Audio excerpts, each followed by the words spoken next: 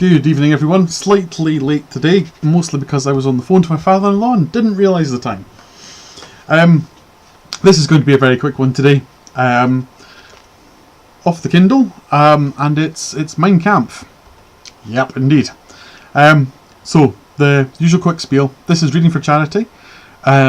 We are reading for the Archery Foundation. It's a fantastic charity that helps kids in the northeast of Scotland. Not that I imagine that anyone's ever going to watch this video thanks to what's on the screen, but here you go. It's a great charity. They help kids, sick kids in the northeast of Scotland.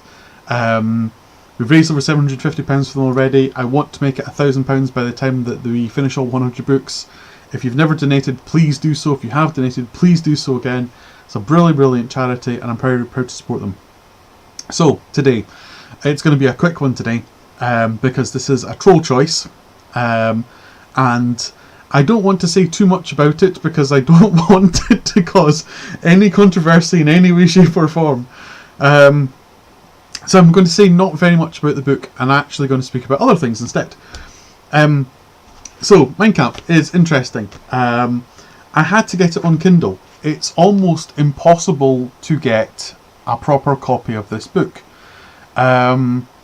I struggled on Amazon. Well, second-hand. None of the second-hand bookstores had a copy or would even admit to having a copy.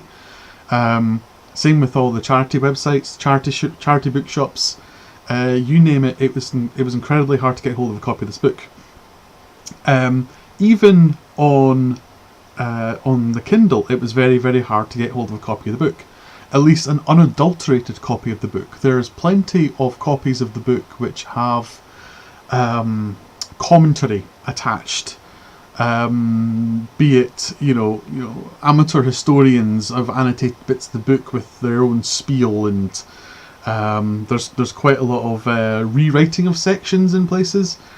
So trying to get an unadulterated copy of the book has actually been quite hard, because you don't know what's been rewritten, you don't know what's been changed here and there to either make him look better or look worse, and there's plenty of reasons for people to do either or both in different areas. So actually getting hold of a copy was difficult as it happened. The main copy on Amazon is permanently offline due to quality control issues.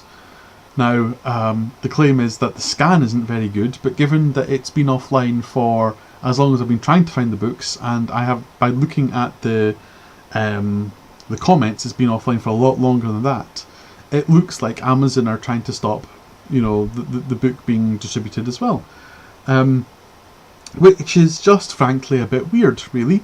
I'm not one for the censoring of books, or any knowledge and or information and or opinions and decisions at all, really.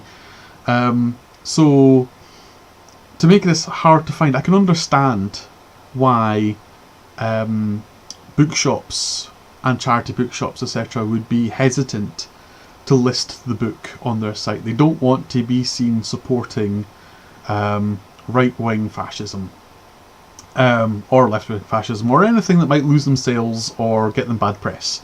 So I can understand why they don't list it.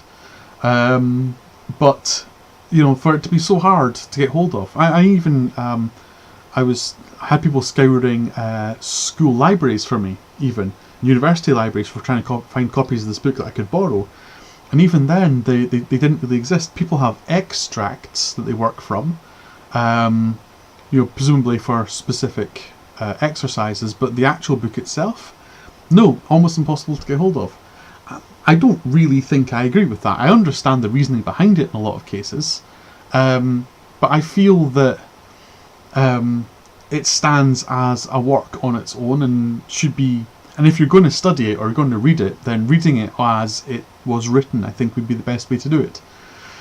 And if you're going to add commentary, add it as a separate book, not alongside the actual book in its first place. So, yeah, it was an interesting. I think the most interesting thing about this was actually trying to track it down in the first place. And the copy I've got, I think, is fairly unadulterated.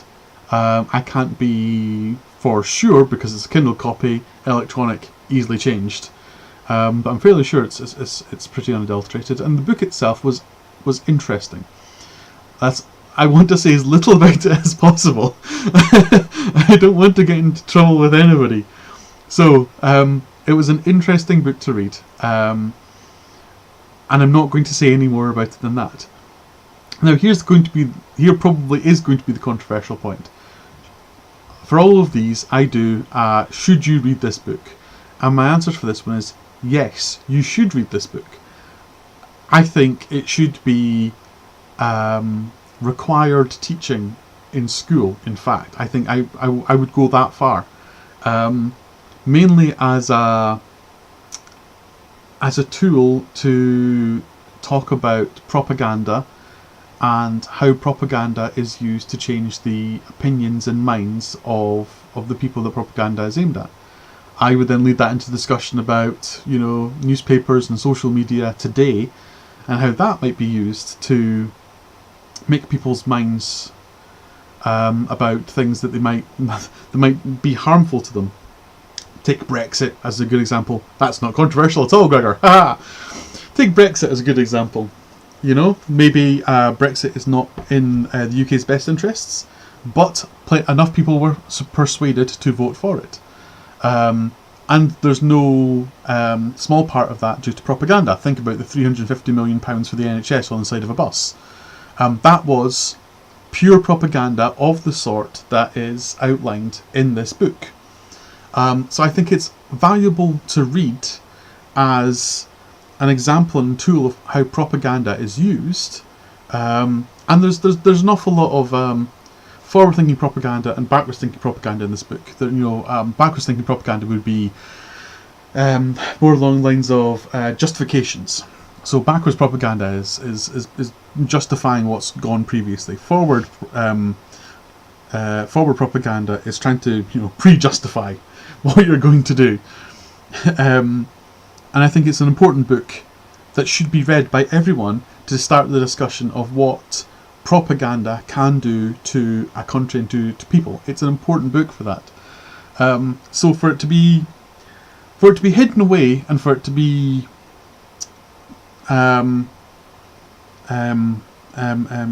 what's the word? I don't want to use the word censored because it's not censored.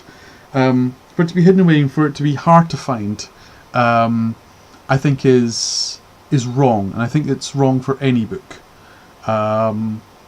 It's written and it should be discussed, and even if you don't agree with what it says, it's still valuable to have as something that was written and should be read in that context.